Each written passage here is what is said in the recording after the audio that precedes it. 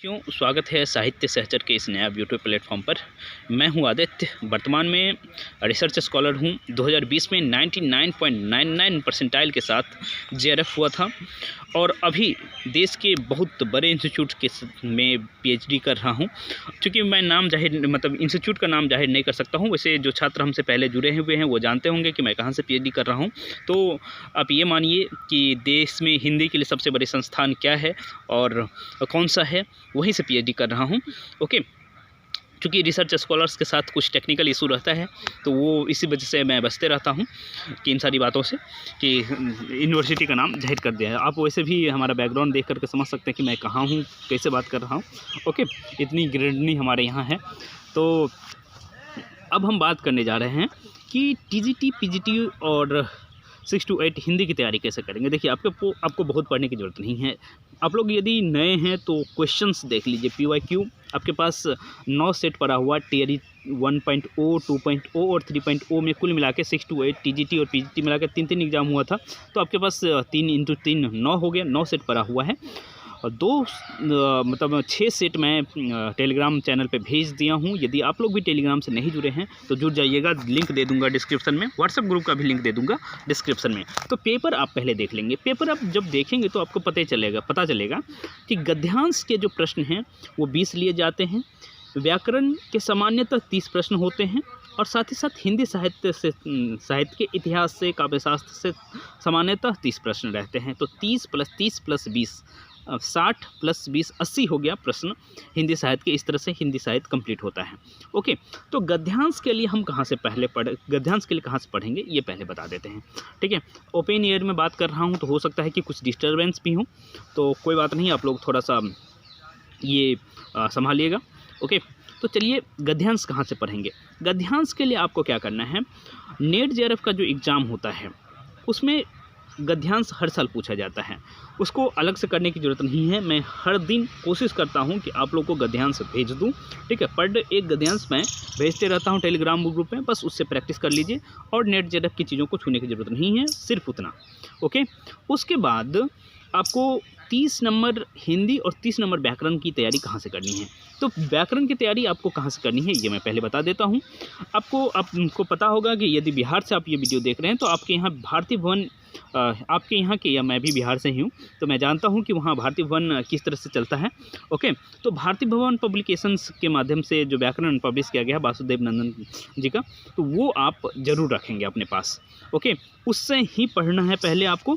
उसके बाद कोई और किताब टच करना है तो आप लुसेंट, या यूपी से हैं तो आप आदित्य पब्लिकेशन का व्याकरण पढ़ सकते हैं, दोनों में से एक। लेकिन वासुदेव नंदन प्रसाद वाली व्याकरण मुझे चाहिए ही चाहिए। ओके, तो ये हो गया व्याकरण की, और हर दिन टारगेट दिया जाता है कि इतना पढ़ना है, ऐसे पढ़ना है। ओके, उसके बाद साहित्य के लिए सिर्फ और सिर्फ एक पुस्तक पढ़नी है जिसका नाम सरस्वती पांडे, गोविंद पांडे की जो पुस्तक है उसको पढ़ना है। उसमें मैं पर डे बताता हूँ कि कितना पढ़ना है। इवन अभी कुछ दिनों से ये भी बता रहा हूँ कि क्या क्या पढ़ना है। मैं हर दिन कोशिश करता हूँ कि आधे घंटे का वीडियो आप लोगों को मिल जाए। ओके, तो इतना मेहनत कर रहा हूँ आप लोगों के लिए। तो सरस्वती पांडे, गोविंद पांडे को इस तरह से पढ़ना है आपको। उसके बाद आपको प्रैक्टिस भी करनी है। प्रैक्टिस करने के लिए 2 तरीका हमने बता रखा है। एक तो आपको यूथ पब्लिकेशन का टीजीटी, पीजीटी और 6 to 8 जितना भी टीचर एग्ज़ाम होता है हिंदी का, सबका कम्बिनेशन करके 13,000 से अधिक क्वेश्चंस डाल के एक बुक बनाया गया है, तो वो ले लीजिएगा। आई थिंक नारंगी कलर या फिर किस कलर में है, पीला कलर का उसका कवर है, आप देख सकते हैं उसको। ठीक है, तो सबके पास, मेरे पास जो एडिशन है उसका अलग कलर है, आप लोगों के पास हो सकता है अलग कलर हो, तो बस यूथ पब्लिकेशन का आप ले लीजिएगा। ओके, प्रैक्टिस करने के लिए। तो ये सारी किताबें हो गई। और कहाँ से प्रैक्टिस करेंगे, तो आप हमारे टेलीग्राम ग्रुप में 9:30 बजे हर दिन टेस्ट लिया जाता है। टॉपिक बता दिया जाता है कि ये टॉपिक आपको पढ़ना है। ठीक है, उसमें जीएस भी रहता है, उसमें हिंदी भी रहता है, व्याकरण भी रहता है, करंट अफेयर भी रहता है। मतलब वो सारी चीज़ें रहती हैं जो आपके एग्ज़ाम के लिए ज़रूरी है। वो सारी बातें मैं करता हूँ, आपके लिए मेहनत किया जाता है। तो आप लोग हमारे टेलीग्राम ग्रुप से ज़रूर जुड़िएगा। जो भी TRE 4 देने वाले हैं उनको जुड़ना ही है। साथ ही साथ अब DSSP की तैयारी भी कर सकते हैं और मैं चाहता हूं कि आप लोग 2025 में ज़रूर सक्सेस हो। ये तो बात हो गई हिंदी साहित्य की, और बहुत अधिक करने की ज़रूरत नहीं है, इधर भटकने की कहीं भी ज़रूरत नहीं है, क्योंकि मेरे पास लगभग हिंदी साहित्य पढ़ने और पढ़ाने का जो है 7 से 8 साल का एक्सपीरियंस है। 2020 से तो लगातार मैं बताते रहा हूँ। उससे पहले भी मैं अपने क्लासमेट को ही गाइड करता था, इवन सब्जेक्टिव में गाइड करता था, ऑब्जेक्टिव तो है ही। इवन जो मेरे क्लासमेट्स थे वो हमारे पढ़ाए हुए पीजीटी हुए हैं, टीजीटी हुए, मुझे काफ़ी अच्छा लगता है।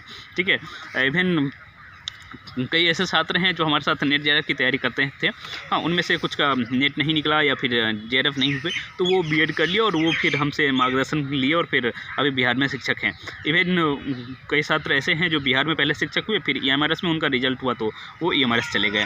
ठीक है, कुछ छात्र ऐसे भी हैं जो केवी में भी जॉब कर रहे हैं। ठीक है, लेकिन मेरा फोकस रहेगा कि आप लोग बीपीएससी के माध्यम से तो ज़रूर सेलेक्ट हों। उसके हाई लेवल का जो भी एग्ज़ाम होता है, चाहे केवी का, नवोदय का, ठीक है, उसका भी एक्सपीरियंस देखिए, सबका तो क्वेश्चन एक जैसा ही है। तो एक बार अच्छे से तैयारी कर लेंगे ना, तो आपका आराम से सिलेक्शन हो जाएगा। कुछ जो चीज़ें हैं मैं देख पा रहा हूँ आसपास थोड़ा बहुत बच्चियाँ हल्ला कर रही हैं, क्योंकि मैं ओपन एयर में हूँ, तो इस तरह का व्यवधान तो होगा ही होगा, तो इसमें कोई बड़ी बात नहीं है। ओके, तो यही रहा हिंदी का सफ़र, इस तरह से आपको करना है। और जो है मैं कोशिश करता हूँ हर शाम कम से कम 4 से 5 घंटा मैं आपको दे रहा हूँ। हाँ, जब आप क्वेश्चन देख रहे होते हैं, वो 30 प्रश्न बनाने में समझिए कि देखिए, प्रश्न बनाना आसान है, लेकिन उसका ऑप्शन क्रिएट करना, फिर उसको प्रश्न बनाना भी आसान नहीं है। प्रश्न ऐसा कौन सा सेलेक्ट करें कि जो आपके एग्ज़ाम के लिए बहुत महत्वपूर्ण हो। ओके, अभी सुबह जो है एक पीजीटी टीचर का ही कॉल आया हुआ था, जो हमारे ही मार्गदर्शन के वजह से सेलेक्ट हुए हैं, और भी सारी बातें हैं। ओके, तो वो बता रहे थे कि टेस्ट वो भी लगा रहे हैं, इवन सेलेक्ट हो गए हैं तो भी। कुछ पीएचडी के छात्र भी हैं जिन्हें एग्ज़ाम देना है, वो भी लगा रहे हैं, वो सिर्फ अपना प्रैक्टिस के लिए लगा रहे हैं, लेकिन लेवल आप लोग का रहता है। ठीक है, हमारे कई ऐसे सारे छात्र जुड़े हुए हैं जो टीजीटी या 6 to 8 में या पीआरटी में सेलेक्टेड है, उन्हें भी हिंदी का एग्ज़ाम देना है, तो वो भी सिलेक्टेड है, मतलब ग्रुप में जुड़े हुए हैं। तो आप लोग भी उस ग्रुप से ज़रूर जुड़ जाइएगा, लिंक मैं दे दूँगा डिस्क्रिप्शन में। ओके, डिस्क्रिप्शन में भी है, पहले से भी कम्युनिटी में मौजूद है बहुत सारा लिंक। उसके बाद चैनल के अबाउट में है, तो वहाँ कहीं से भी आप जा कर के उसको देख सकते हैं।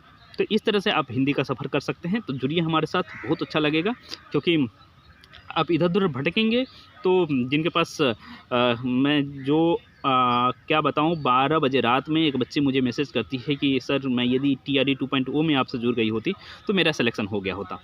क्योंकि आप इस तरह से कंटेंट बताते हैं, इवन आपको एक-एक पॉइंट पता है कि कहाँ से क्वेश्चन लिया जाता है। तो मैं जान रहा हूँ, क्योंकि मैं पहले कोई भी एग्ज़ाम होता है या किसी भी एग्ज़ाम की तैयारी के लिए क्वेश्चन और सिलेबस देखना ज़रूरी है। तो चूँकि सिलेबस आप लोग का बहुत प्रिस्क्राइब नहीं है, तो क्वेश्चन देख करके सिलेबस का आकलन हम कर सकते हैं। ठीक है, तो आप देखिएगा कि हमने क्वेश्चन्स कितना करवाया है, तो मुझे क्वेश्चन्स से पता लग जाता है कि आप लोग का सिलेबस क्या है। ओके, तो आप जुड़ जाएंगे तो आपको अच्छा लगेगा, और मुझे भी अच्छा लगेगा कि मेरे साथ इतने सारे साथी, पिछले 7 दिन से बहुत एक्टिवली वर्क कर रहा हूँ, तो 450 साथी जुड़ गए हैं हमारे साथ। तो 450 कम नहीं होता है 7 दिन में हिंदी के छात्रों का जुड़ना, और इस तरह से मैं कोशिश करूँगा कि और बहुत सारे साथी जुड़े। और मैं चाहता हूँ कि इस बार जो कट ऑफ 88 गया है, उससे कम से कम 10-12 अंक आप लोग का अधिक रहे, क्योंकि TRE 4.0 में बहुत ज़्यादा संख्या है विद्यार्थियों की। इवन पीजीटी में ही 20,000 से अधिक, 20,000 तक फॉर्म डलेगा। ठीक है, 18 से 20,000 का फॉर्म पीजीटी में डलने वाला है, तो TGT और 6 to 8 का आप अनुमान लगा सकते हैं। ठीक है, तो इसीलिए मैं कहूँगा कि आज से लग जाइए, अभी से लग जाइए। हाँ, क्योंकि TRE 4 यदि चले गया तो शायद अब TRE 5 का इंतज़ार आपको करना पड़ेगा, और लंबा इंतज़ार करना पड़ेगा। तो मैं नहीं चाहता हूँ ये करना पड़े। तो चलिए, बहुत बहुत शुभकामनाएँ, हम लोग मिलते रहेंगे।